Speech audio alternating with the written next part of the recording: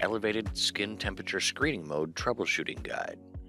Always try these 5 things first to overcome some of the common problems that you might face.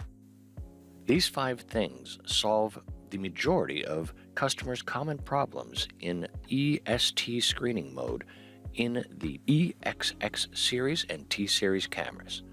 Factory default settings. Make sure to clean any dirty or greasy lens. Focusing issues. Non-uniformity correction, or Nuke.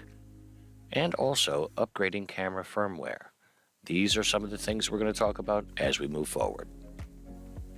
Number 1.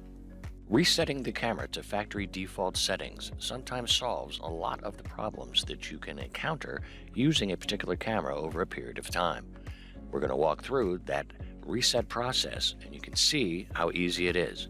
Notice this setting will affect all camera settings, including the regional settings that will need to be re-entered after you reset the camera to factory default settings. First, you click Settings. Then click Device Settings from the touchscreen menu.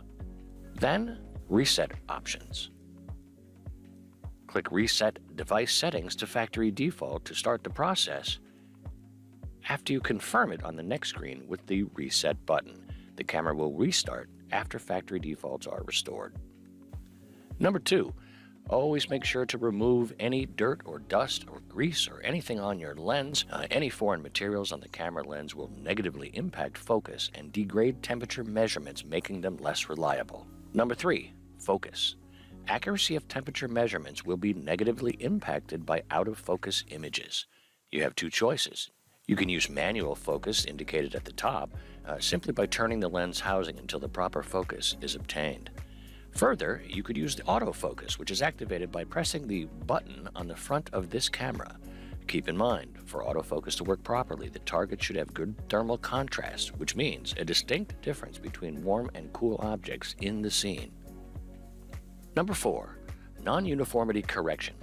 While the camera does perform this process on its own, sometimes you might want to be able to manually use the Nuke function before measuring an important temperature or capturing a critical image. This is going to ensure you that you get the best accuracy. All you need to do is simply hold down the play button for 1 full second. Number 5. Firmware upgrade. It is important to note that we always recommend you upgrade to the most recent firmware version for the T-Series and Exx-Series camera.